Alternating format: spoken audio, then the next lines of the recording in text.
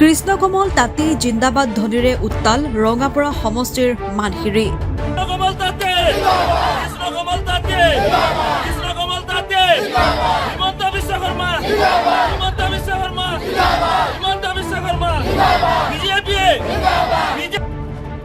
কৃষ্ণকমল তাঁতী জিন্দাবাদ, হিমন্ত বিশ্ব শৰ্মা জিন্দাবাদ, কৃষ্ণকমল তাঁতীৰ বিৰুদ্ধে অপবাদ নচলিব আদি ধ্বনিৰে উত্তাল কৰি তোলে ৰঙাপৰা সমষ্টিৰ মানসিৰিৰ পঞ্চায়তৰ অন্তৰ্গত ৰাইজে। আজি কিছুদিন ধৰি ৰঙাপৰা সমষ্টিৰ বিধায়কৰ বিৰুদ্ধে এচাম বিৰোধীয়ে ষড়যন্ত্ৰমূলকভাৱে মিছা অপবাদ আনিছে বুলি অভিযোগ কৰি আৰু অপবাদকাৰীসকলক ধিক্কাৰ প্ৰদান কৰে মানসিৰি পঞ্চায়তৰ অন্তৰ্গত ৰাইজে। আজি আমাৰ স্থানীয় বিধায়ক কৃষ্ণকমল তাঁতী ডাঙৰীয়াক লৈ বিভিন্ন ধৰণৰ অপবাদ চলি আছে। আজি বিভিন্ন সময়ত আমি বিভিন্ন ধৰণৰ নিউজ চেনেলত বিভিন্ন ধৰণৰ কথা আমি শুনিবলৈ পাইছোঁ। কিন্তু আমি সমষ্টিবাসী ৰাইজ হিচাপে আজি আমি পূৰ্বৰ যিসকল বিধায়কে আমাৰ এই ৰঙাপৰা সমষ্টিৰ উন্নয়নৰ হকে কাম কৰি গৈছিল তাৰ তুলনাত আমাৰ কৃষ্ণকমল তাঁতী ডাঙৰীয়া 100 গুণ উন্নতিমূলকভাৱে নিজৰ কামৰ প্ৰগতি আগবঢ়াই লৈ গৈছে। আৰু প্ৰথম কথা হ'ল কৃষ্ণকমল তাঁতী ডাঙৰীয়াই কোনো ধৰণৰ ধৰ্ম, কোনো ধৰণৰ জাতি, কোনো ধৰণৰ একোতেই তেখেতে বাদ বিচাৰ নকৰি সকলোকে সৰ্বাংগীনভাৱে একেলগে বিভিন্ন ধৰণৰ উন্নয়নৰ মাজেৰে আগুৱাই লৈ গৈছে।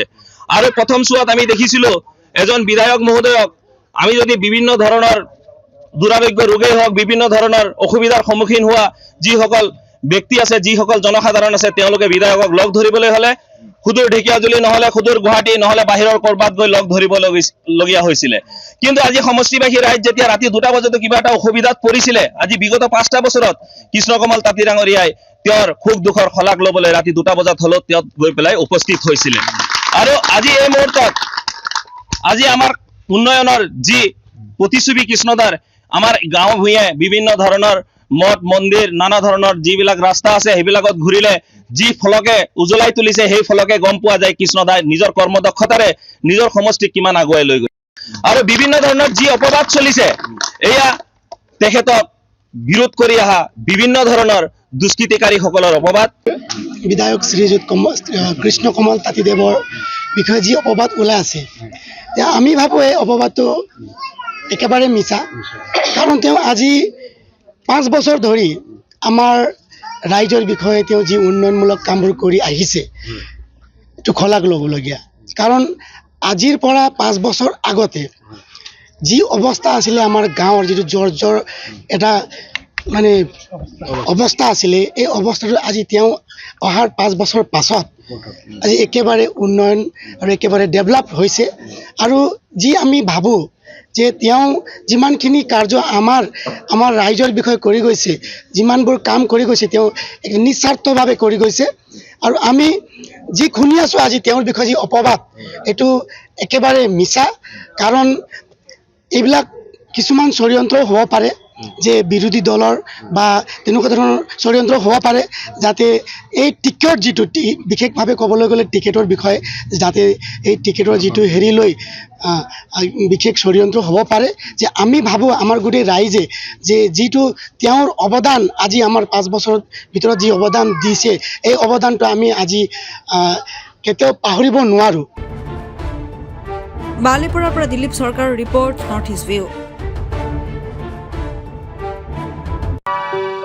আপুনি বাৰু হাড়ৰ সমস্যাৰ কাৰণে পাটনালৈ যাবলৈ চিন্তা কৰি আছে নেকি? এতিয়া আৰু চিন্তা নাই। আপোনাৰ যিকোনো হাড়ৰ সমস্যা হ'লে এতিয়াৰ পৰা আৰু পাটনালৈ যাব নালাগে, কিয়নো এতিয়াৰ পৰা গুৱাহাটীতে পাব সেই সকলো সা সুবিধা। গুৱাহাটীৰ আমিনগাঁৱত অৱস্থিত Patna orthopaedic and multi speciality হস্পিটেলত কম খৰচতে পাব সেই সকলো উন্নত মানদণ্ডৰ চিকিৎসা সেৱা, য'ত অভিজ্ঞ চিকিৎসকৰ দ্বাৰা সম্পন্ন কৰা হয় বিভিন্ন ধৰণৰ হাড়ৰ অস্ত্ৰোপচাৰ। বৰ্তমানলৈকে 3000তকৈও অধিক ৰোগী সুস্থ হৈছে। हमारे हॉस्पिटल में ऑर्थोपेडिक से रिलेटेड हर तरह का इलाज जैसे कि joint replacement, trauma surgeries, spine surgeries, Ilizarov surgeries और की होल सर्जरी जिसको आर्थ्रोस्कोपी कहते हैं, उसका इलाज संभव है। উন্নত মানদণ্ডৰ সা সুবিধা থকা হস্পিটেলখনত আছে 3টাকৈ VIP ৰুম,